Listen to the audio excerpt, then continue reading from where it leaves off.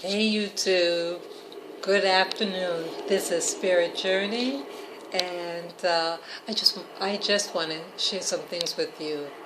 As you know, with my three prior videos, I was on a hiatus, and I was off my computer and internet for 4 weeks, and I came back on let's say March 8th, 2015, and today is March 19th, I think. Yes, today's the March 19th, 2015.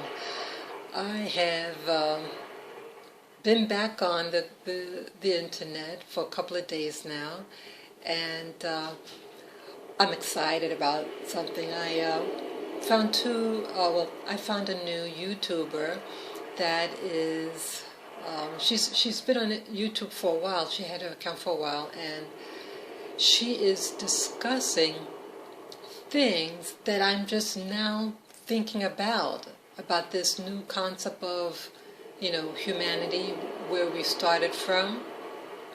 And, when you see her, you think she's crazy. But, I wouldn't have been ready for seeing her videos, let's say even 1 year ago.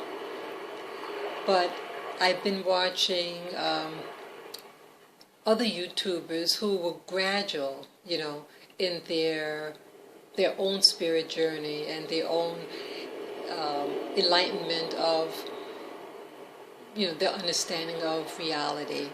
And they've been nice enough to be to share it to us in stages, gradually.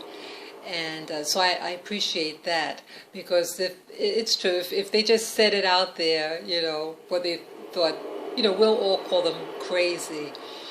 But my 4 weeks off of the internet, I was watching, I was reading some books, I should say. And yes, books on what they call the Anunnaki. And I really want to analyze this information. And I've been looking at this book by David Icke, another very controversial speaker. Again, you think he's crazy. But what I find interesting about him is his concept about consciousness. And that's what I was really looking for. And so this new YouTuber that I found 2 days ago, her channel name is Etanil56. I thought she was phenomenal. My eyes caught one of her videos. Like when you're on YouTube and on the right hand side they pop up different suggestions of videos you can look at. And hers popped up. It was one of many selections. And when it said origins of the word God, I said, I got to look at this, because I had just written down that question for me in part of my spirit journey about God. What is God? Who is He? And what do I need to know? Because that's the main thing. Because the whole concept of God in the Christian mindset is that you had a creator, and and it's supposed to be a he, and he created us, and all this, all this drama in the Bible. So I started watching some of her videos, and I thought she was phenomenal.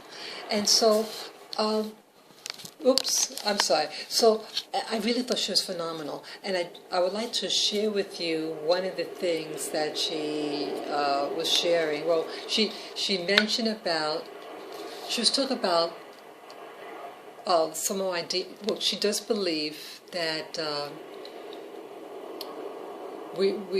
that you had beings from other planets or galaxies, whatever what it is.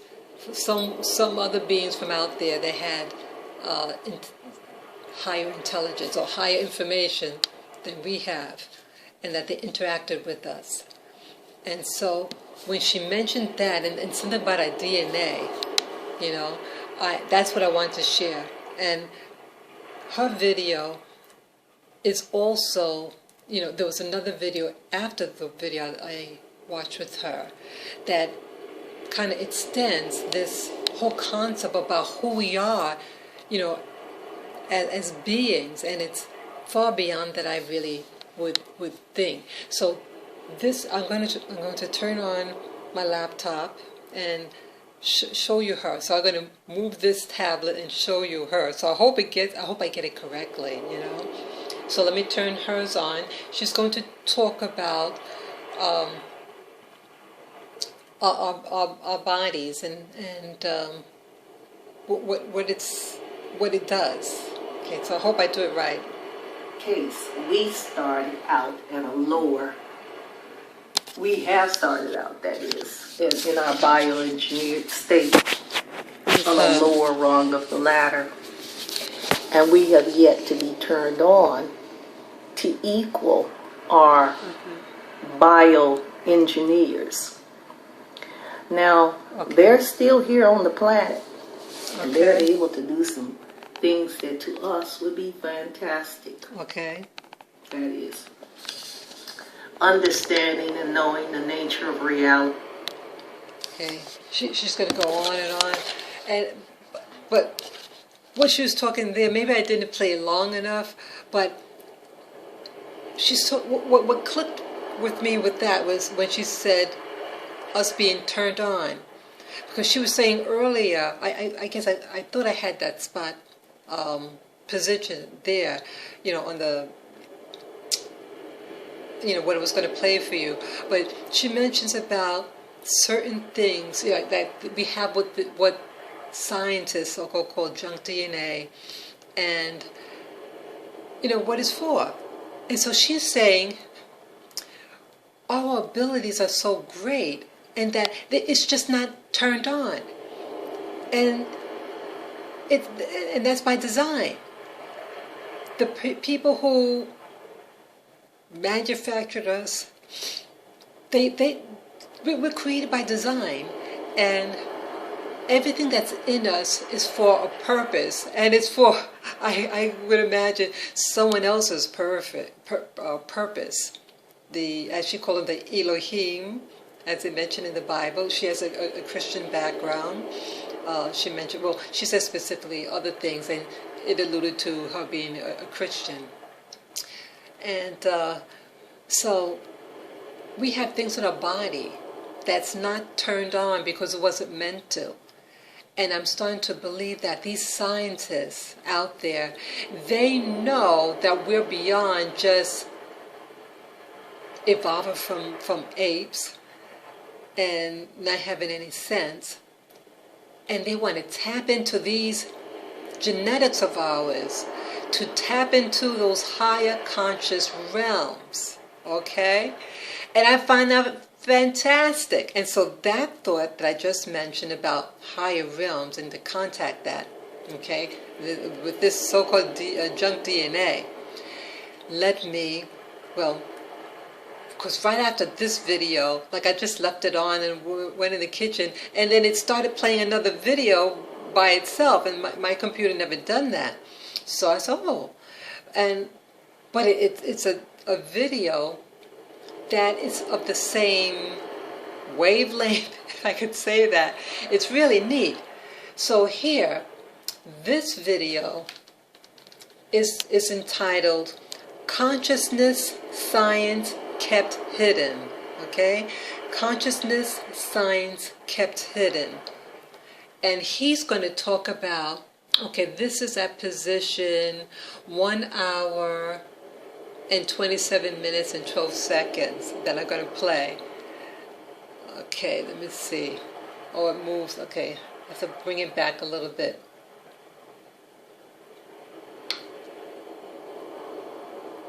I'm going to bring it back 1:27:12. Okay, I'm just putting. Okay, this is 1:27:8, but I'm going to play it up to like 1 hour and 29 minutes. Okay, let me turn it on. Talk about our personal identity. We can talk about that identity isolated and localized with our physical body. But we could also talk about the same information or identity that So, for example, Cleve Baxter did some wonderful experiments where he took cells from an individual, put them in a culture dish, and separated those cells from that individual by a distance of 40 or more miles. And what he had was an experiment where he put electrical devices to read the electrical activity of the cells in the culture dish. At the same time, he was reading the electrical activity, for example, the EEG activity of the donor of those cells who was 40 miles away. What he recognized is that if the individual had an emotional experience at that moment, the individual cells would also have an identical kind of activity occur instantaneously at the same time, even though they were 40 miles away. The relevance about this is really very supportive of the fact that the identity is not localized within the body. The identity is part of the field and spread all over the surface of the planet.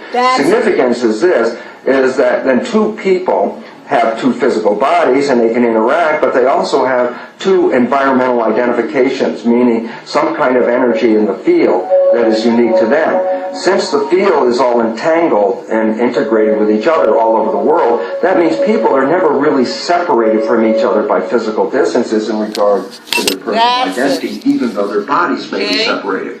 So basically, the nature... Okay, I had to... That's the key thing. That's what it's all about, that we're all connected, okay? And that's the significance.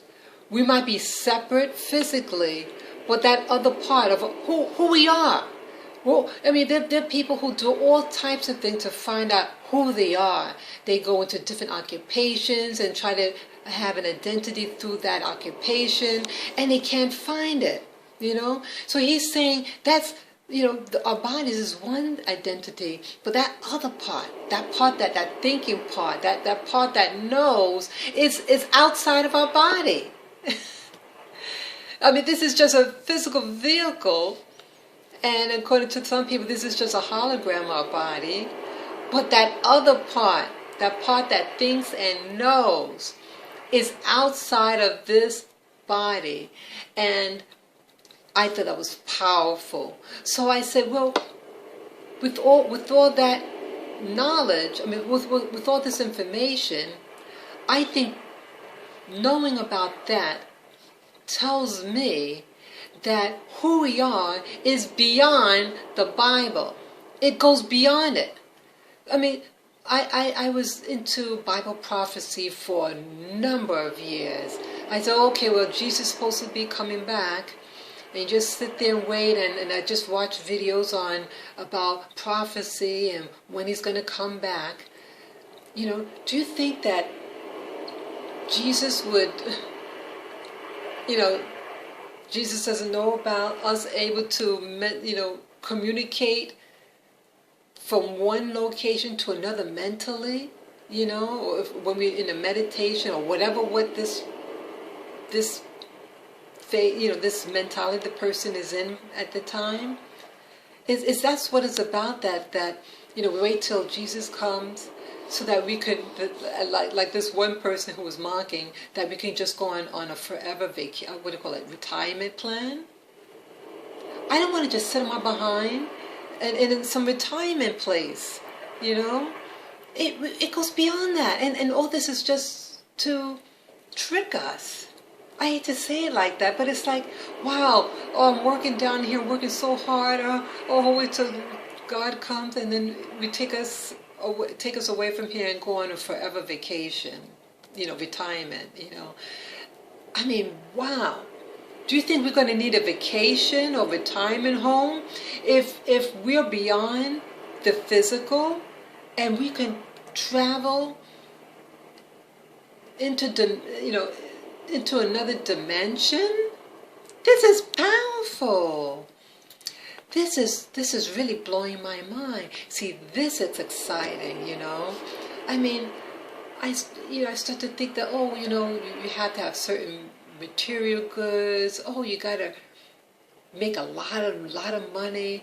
But if all this is just a hologram, and if who we are is beyond just this physical, and it's something. You know, and I'm sorry, I'm moving my camera a little bit too much. It's just really something to me, you know. It is truly, you know, the more that we know about ourselves, it's going to change our perception about ourselves and others, you know. And